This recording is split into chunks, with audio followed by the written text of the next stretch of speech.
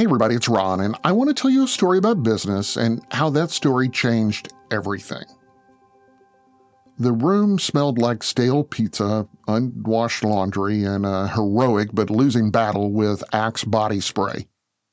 Two teenage boys sat cross-legged on the floor, controllers in hand, playing the same game they had been playing for weeks. The same map, the same loadout.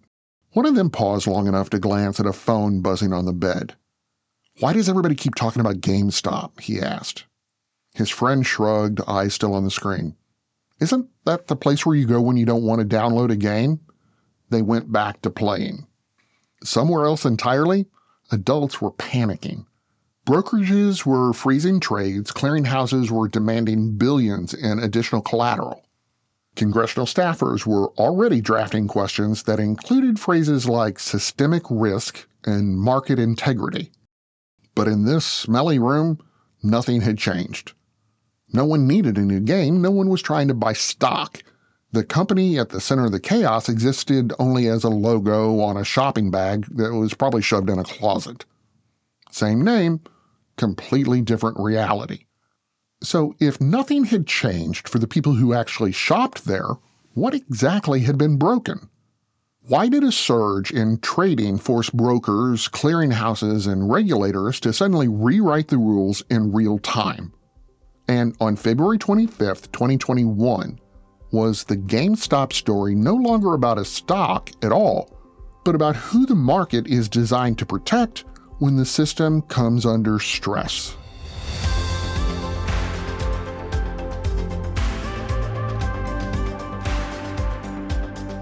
From Business Basics, I'm Ron Trucks, and this is Business History, the daily podcast where we explain the stories that changed business forever.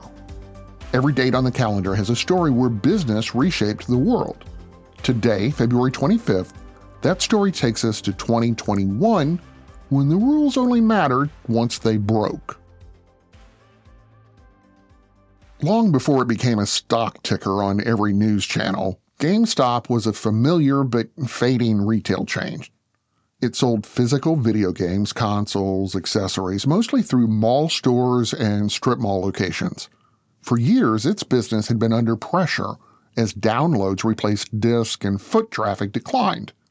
By 2021, GameStop wasn't driving the future of gaming, it was struggling to adapt to the present. And that struggling status mattered. Because on Wall Street, companies like GameStop were often treated less like businesses and more like bets. Hedge funds had heavily shorted the stock, and that meant that they were wagering that its share price would continue to fall as the retail business weakened. At the same time, a growing number of individual investors, many of them using phone-based trading apps, began buying shares.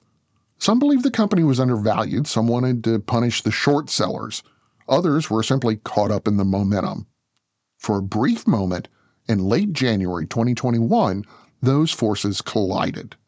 GameStop's price surged dramatically, swinging hundreds of dollars in days.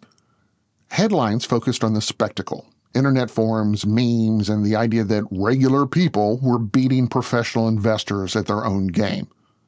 But beneath the drama, something else was actually happening. See, here's the thing to understand.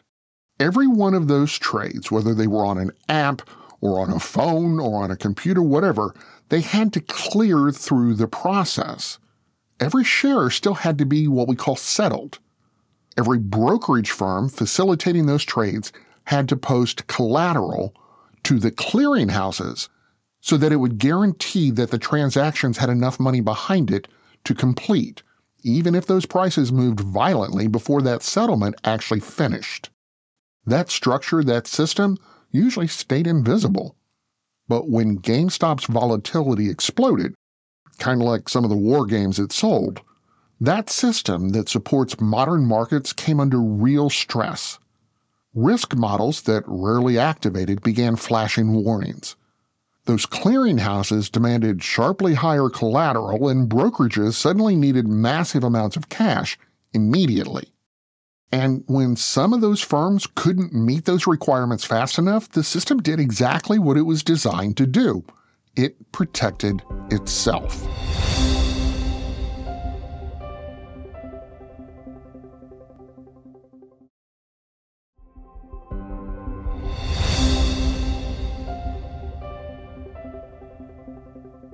February 25th, 2021 was the day the explanation finally caught up with the chaos. Up until then, most people had only seen the surface. A stock price surged, or trading apps restricted some buying, and anger usually followed. The reasons were vague and technical and unsatisfying. So, lawmakers called a hearing. Executives from Robinhood, which was one of the firms that helped trades happen, also Citadel Securities, and representatives tied to the DTCC, which was one of the regulation organizations, were asked a basic, simple question.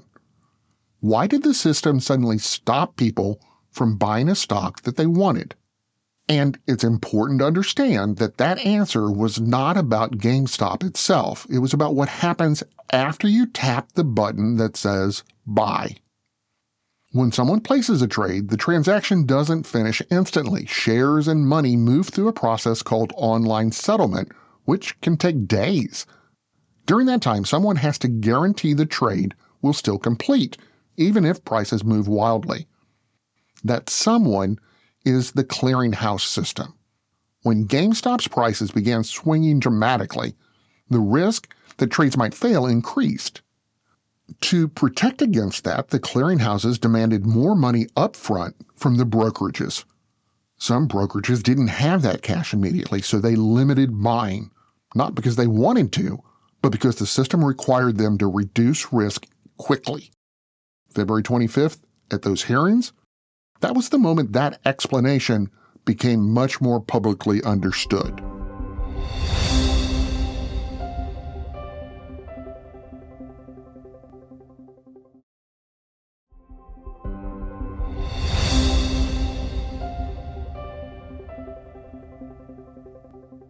Once the hearing ended, the immediate outrage faded, but the lesson stuck around.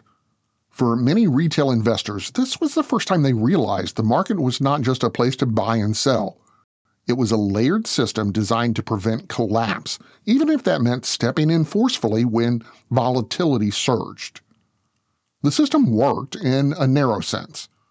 Trades settled down and the market stayed open. No major institutions failed. From a technical standpoint, the safeguards did exactly what they were designed to do. But the cost was trust.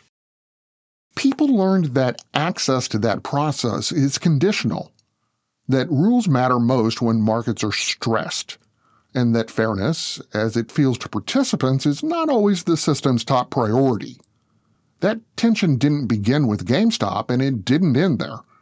But February 25th, 2021 made it visible. The stock itself was no longer the story.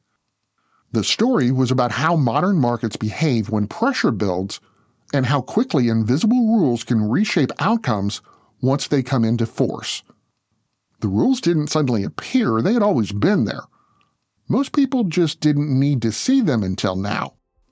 And that's what came out during the hearing on February 25th, 2021.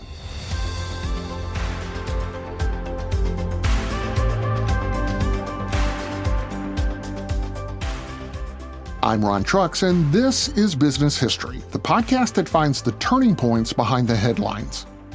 To hear more stories like this, follow us on Apple Podcasts, Spotify, YouTube, or wherever you listen. And if you're enjoying the stories, please don't forget to subscribe and leave a quick review.